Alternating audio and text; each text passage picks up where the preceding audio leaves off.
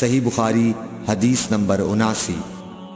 آپ صلی اللہ علیہ وآلہ وسلم نے فرمایا کہ اللہ تعالیٰ نے مجھے جس علم و ہدایت کے ساتھ بھیجا ہے اس کی مثال زبردست بارش کی سی ہے جو زمین پر خوب برسے۔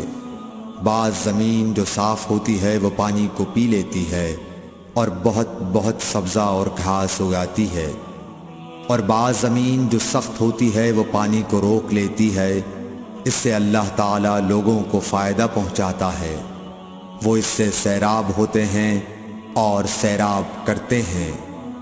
اور کچھ اور زمین کے بعض خطوں پر پانی پڑتا ہے جو بالکل چٹیل میدان ہوتے ہیں، نہ پانی روکتے ہیں اور نہ ہی سبزہ اگاتے ہیں۔